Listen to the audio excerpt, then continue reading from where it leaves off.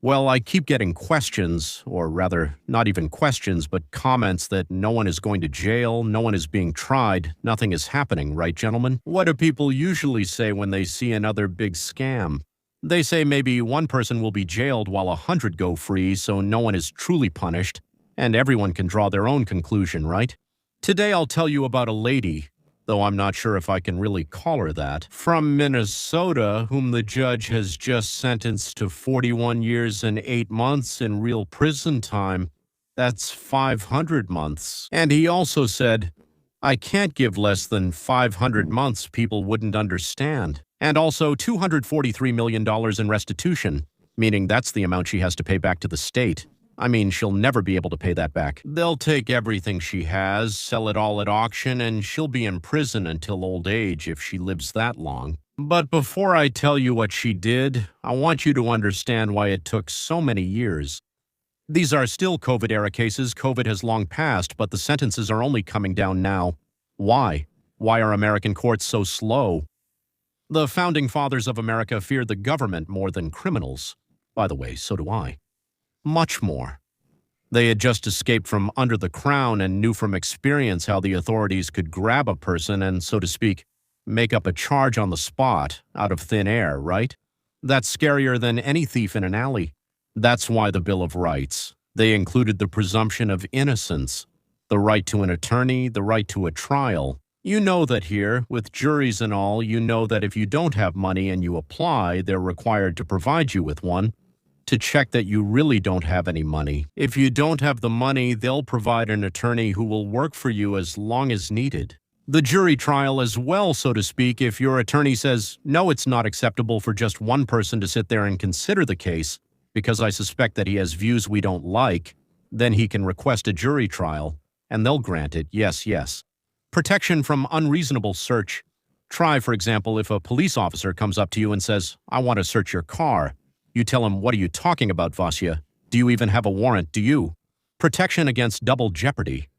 That is, if you've already been tried for something once, you can't be tried a second time for the same thing, unless something absolutely new is found, evidence or something else, that overturns everything that was presented before. Prohibition. Prohibition against self-incrimination. You can't just come and say, oh, I did it, and then they go, oh, okay, and put you in jail? No. No, you still have to go through a trial and prove that you did it, even if you basically confessed yourself. Right? There's a prosecutor who has to convince the court. So the prosecutor has to convince 12 random people, and not just by 51%, but in such a way that they have no doubts left. If there's even one doubt left, they acquit. This is done on purpose, made complicated, inconvenient, deliberately slow, and deliberately expensive, because the cost of a mistake in the other direction is imprisoning an innocent person. It still happens. But, well, we're all in God's hands, right? Still, for a free society, it's worse to imprison an innocent person than to let a guilty one go. William Blackstone, an English jurist whose lectures were read by all the American founding fathers, put it this way: it's better to let 10 guilty people go than to punish one innocent person. Well, you can finish the rest yourself. And that's the price of this protection. That's what makes it slow, expensive, and inconvenient. Now, about the case I'm talking about. The organization was called Feeding Our Future, which means basically feeding our future, the children. Charges were filed in 2022. They gathered evidence for a long time. And finally, they filed the charges. The trial of the main figure lasted 6 weeks. The jury deliberated for only 5 hours in total, very quickly. That's very fast for a jury. And they delivered a guilty verdict in March 2025. And only now, in May 2026, the sentence. From the first warrant to the sentence, it took more than 4 years, and that's considered fast. So who is Emily Bach, 45 years old, about whom, all this fuss is about, and what is it, $250 million in losses? She was in charge of a Minnesota, let's not say company, but rather an organization created not for the purpose of making a profit. A non-profit organization with a name that's kind of funny. Feeding Our Future, right? The organization was considered an intermediary between the federal school nutrition program and a network of partners across the state. During COVID, the program expanded rapidly. There was a lot of money and few inspections. A lot of money, few inspections, a very bad recipe. Bach built an entire industry around this. A talented person, right? Partners reported thousands of children fed. Well, most of the children existed only in Excel spreadsheets. So the money is real, but the children aren't. There are no children, but the money is real. The total amount, as I said, is about $250 million.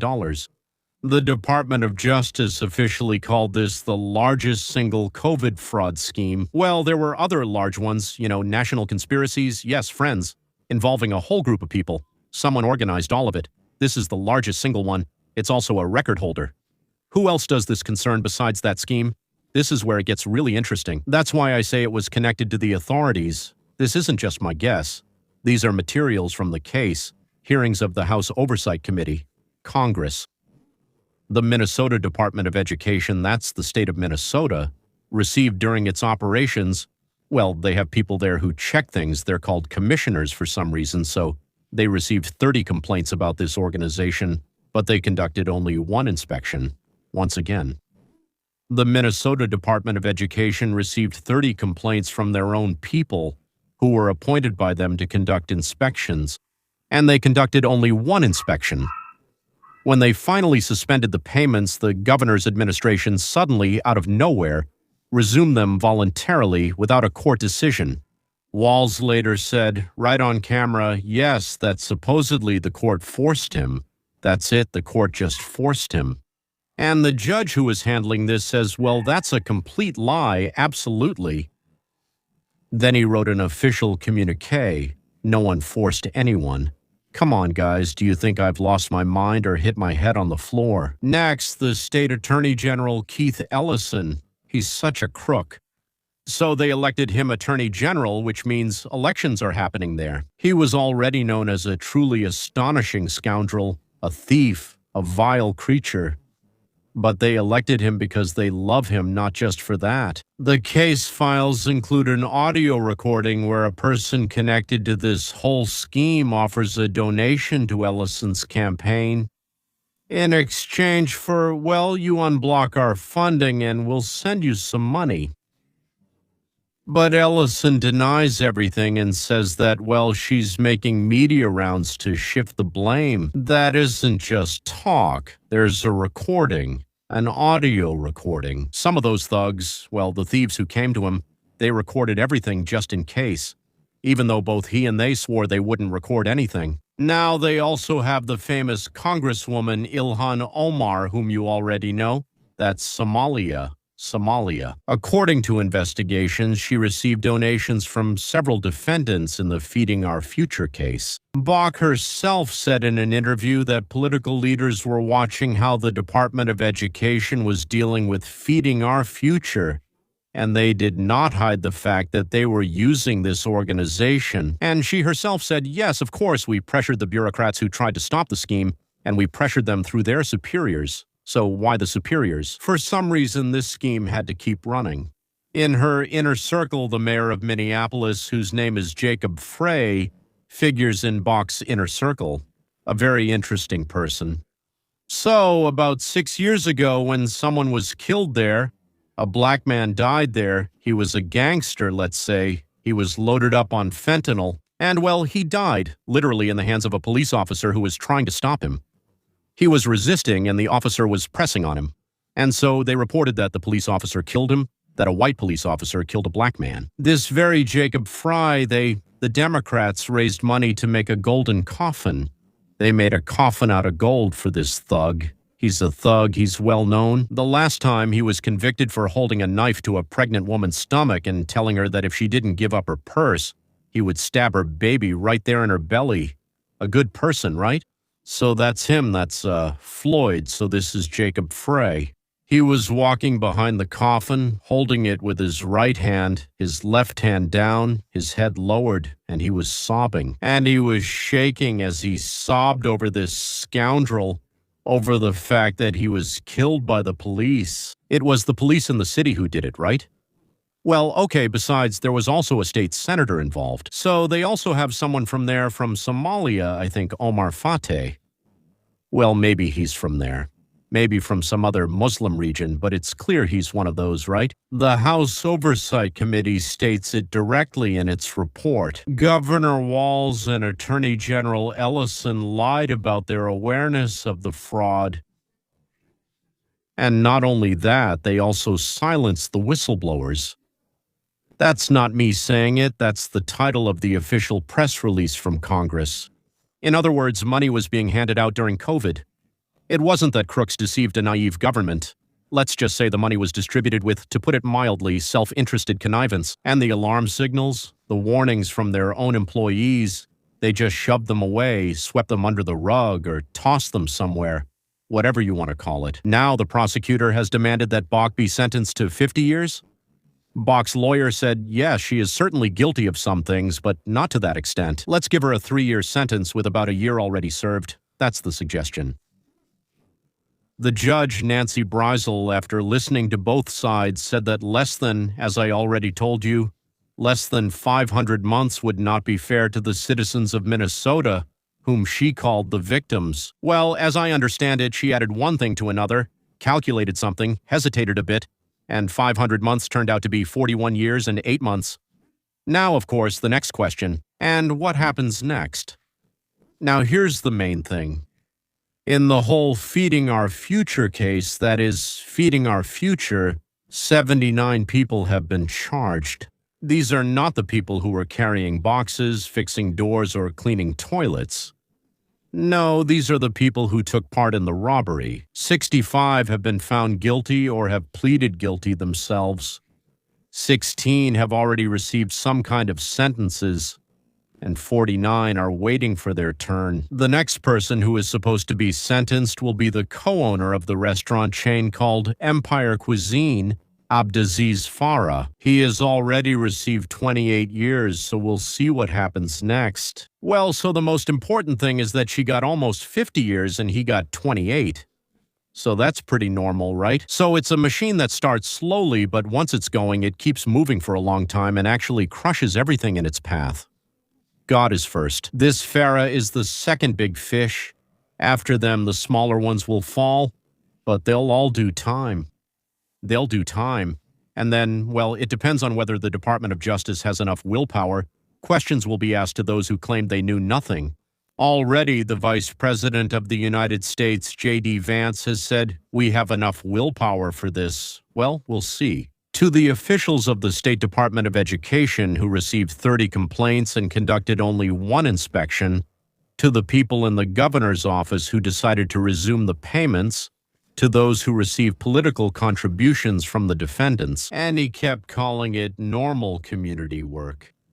Today I watched a Senate hearing where they were questioning the woman who was the first to report that something was wrong, and she reported it to her superiors. After that, she was sued for being a racist or something else, but they couldn't fire her. She immediately filed a countersuit so they shouldn't fire her, a counterclaim, that's what it's called, right?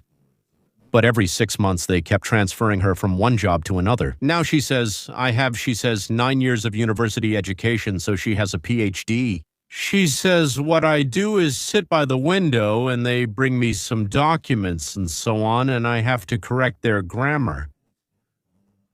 And they pay me a decent salary for this grammar work, she says.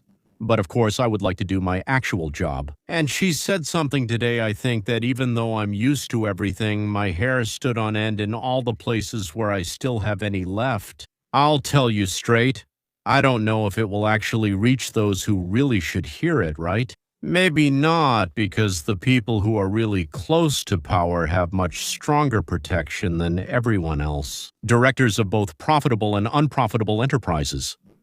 But I want you to remember one thing after this story. The next time someone near you says they never punish anyone over there, ask them, would you prefer to live in a country where the authorities imprison people quickly? Where you don't have to convince 12 jurors beyond a reasonable doubt? Where you can take any person in one evening, make up a charge, and lock them up for many years? You know, there are countries like that. But here's an interesting detail. People flee from those countries, where they imprison people in one evening with just a phone call, to those countries where there is a jury trial and it takes a huge amount of time and effort. For some reason, people run in that direction, not the other way. So, does that mean Amy Bach has a good future, right? Well, I think she'll be writing memoirs. If she isn't killed in prison, of course. She has a lot of time ahead to think. Everything she has left as her property will be confiscated and sold. All property of those tried and found guilty will be confiscated and sold. Of course, they won't be able to collect all 250 million, as they say, because some of it is lost, some was given as bribes or spent elsewhere, some was squandered, some was sent to Somalia, as we now know. But at least some of it can be recovered and returned to the taxpayers. That is, to return it to the Treasury.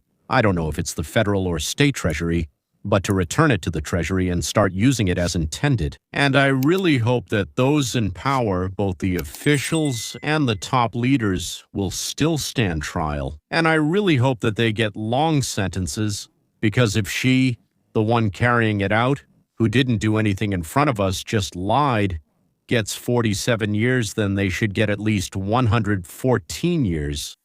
Well, all right, we'll see. If they really get put under pressure, then maybe we'll get back what was stolen from us. Goodbye, that's all.